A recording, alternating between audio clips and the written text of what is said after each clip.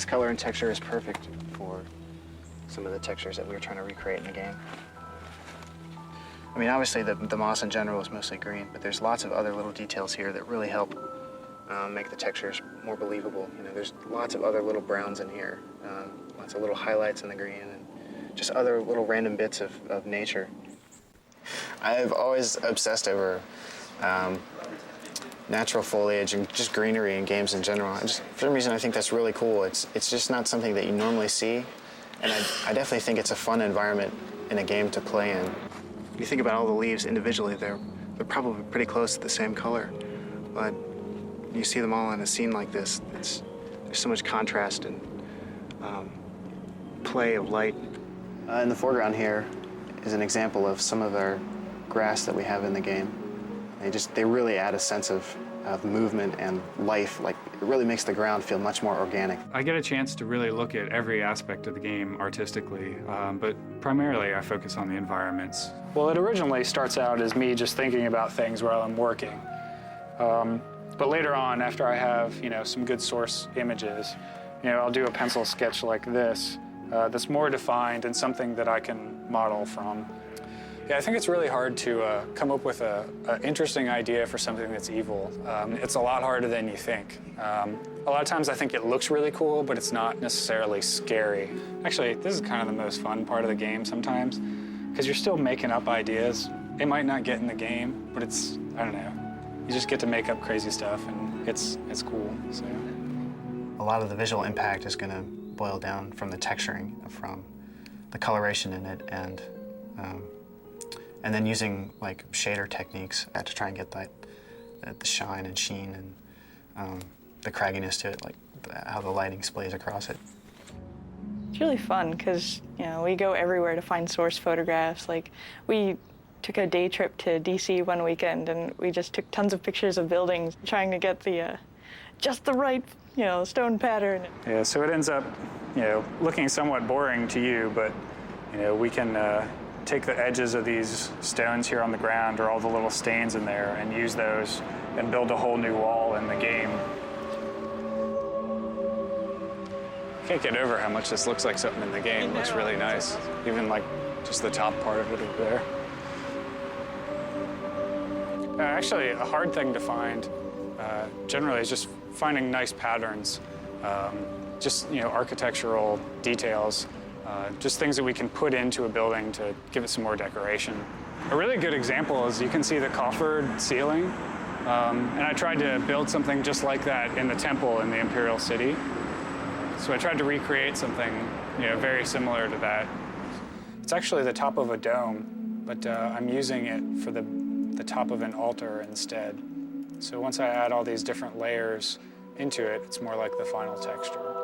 I basically take care of all the characters, creatures, and that sort of thing. My particular favorite is the horse, You study the skeleton and you know exactly how it should move.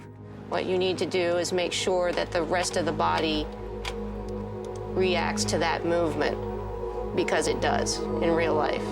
Yeah, I'm always, watching her move, and it also helps to, when I ride, I can feel what's going on.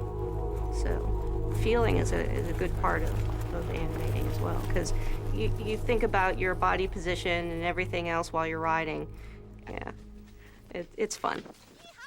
And then before you know it, you have this world that you created in your own mind that you can sort of experience and feel the atmosphere and sort of the dread and the scariness of it. Well, I'm one of the world artists, but I specialize in the Oblivion, plain art, and the lower class. The stuff that's really dirty and dingy and sort of nasty, or the stuff that looks very deadly and scary and somewhat demonic or evil. That seems to be in my comfort zone. But also give people questions as to why it's there and what it stands for, because that could be more interesting in what you read into it rather than the literal. What your mind imagines. Sometimes it's far cooler than what the reality is of situations. I live a pretty normal life. I have a wife and 2 daughters. They exist in that world with me, like they're exposed to the monsters and to the films and all the stuff that I have in the house. You want to hear something really cool? What? You need to go over to Mark Lampert's office right now. Okay. Just imagine the best it could be. It's even better than that. You want to come over to Mark Lampert's office right now. What, is it good? I was born 87 years ago. For 65 years, I've ruled as Tamriel's emperor. But for all these years, I've never been the ruler of my own dreams. Generals and kings have knelt at my command. That's such a cheesy line. That sounds good when he says it. Generals and Kings line? I mean, I don't know, like, if we could have picked, there isn't another actor we could have picked who I'd be happier to write dialogue for. Like, seriously, like, I geeked out over Star Trek for years. You know, it was on while I was in college. We literally, you know, all my friends, I would sit around, we'd watch Star Trek and drink beer and act like idiots.